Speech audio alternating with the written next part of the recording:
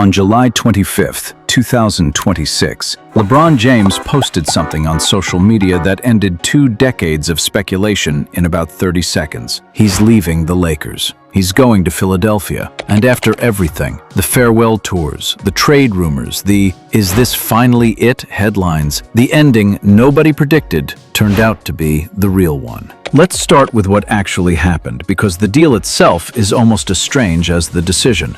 And the rebound to Reeves, quickly the quick outlet, and just... LeBron didn't sign a max contract. He didn't force a trade. According to his agent, Rich Paul, James agreed to a 2-year deal worth just $8 million, a fraction of what he could have commanded on the open market. For context, he was earning over $50 million a year with the Lakers. This is James's 24th NBA season. He called it his last decision in the post announcing the move and said he'd seriously considered retirement before choosing to keep playing. So why take a pay cut this steep, this late in his career? Because at this point, the money was never really the variable. James has already won everywhere he's been. What he doesn't have is a championship in Philadelphia. What a move by LeBron James. That was spectacular. And by all accounts, that's exactly the pitch that got him there. To understand how this happened, you have to rewind a few weeks. After the Lakers' season ended, James told the team he was uncertain about his future, publicly admitting he wasn't sure he wanted to keep playing. Rich Paul spent the following weeks talking to teams around the league, reportedly more than 24 of them, trying to find the situation that could pull James back onto the court. Cleveland made sense. His hometown, his first team. Miami made sense. 2 championships, a place he's said he'll always love. Both were floated as sentimental returns. But according to people close to the process, going back to a place where he'd already won, You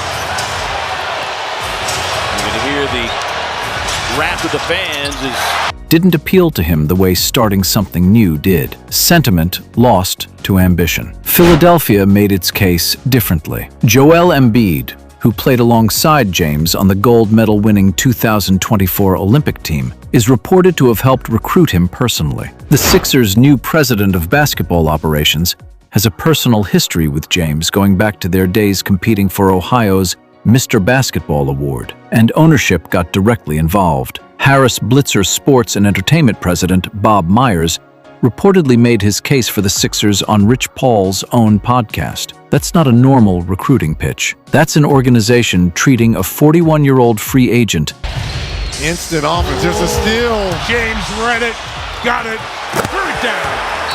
Like the single most important decision of their franchise's decade, because for Philadelphia, it might be. Here's what James is walking into. The Sixers already have Tyrese Maxey, a rising star James reportedly has a strong relationship with from off-season training. They have Joel Embiid when healthy, and "when healthy" has been the operative phrase for Embiid for years now. They have young talent in the pipeline, and now they have the NBA's all-time leading scorer choosing to bet on them over 4 other suitors. It's a genuinely fascinating roster gamble. Embiid is signed through 2028 on a contract north of $180 million. If he can stay on the floor, this is a legitimate contender. If he can't, the Sixers just built the most expensive question mark in basketball. There's already chatter about how the front office might reshape the roster around this new core, including widely discussed, still unconfirmed trade scenarios that would send out other salary to open up more space. And that is like one of his patented moves. The fadeaway J going away from the defender. Look where Butler was. Butler almost got it.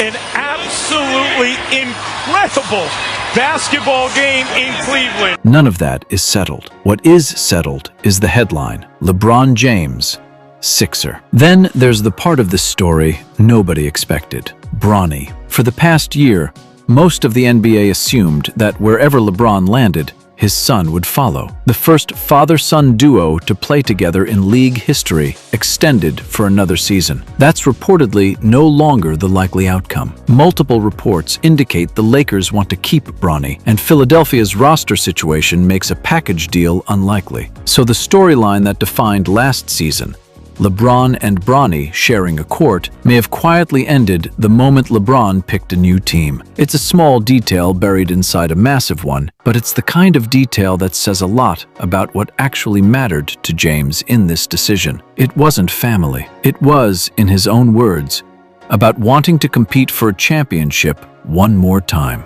Zoom out, and this fits a pattern the league has seen before, just never quite at this scale. Aging superstars chasing one more ring in a new city isn't new, but most of those moves happen through trades, forced by expiring value or a front office ready to move on. This is different. LeBron chose this, on his terms, for less money than almost any team would have paid him. When they made that trade, he's looking at that team differently, thinking that's the best spot to win a championship for me, to go right. Specifically, to try to win somewhere he's never won. That's the story underneath the headline. Not a farewell tour, not a retirement. A 22-year veteran at 41 years old betting his own legacy on one more shot with a new team. Because apparently, after 4 championships and 2 decades at the top of the sport, enough still isn't a word that applies to him. Whether it works is a separate question entirely. Embiid's health, Maxi's continued growth, and how the Sixers reshape the roster around a $8 million ring chaser will determine that over the next 2 years. But for now, the NBA has a new super team experiment. The Lakers have a genuine void to fill, and Philadelphia has the one thing it's chased for a decade. A real shot with a real superstar right now. We'll be tracking every move as the roster comes together. Subscribe so you don't miss it.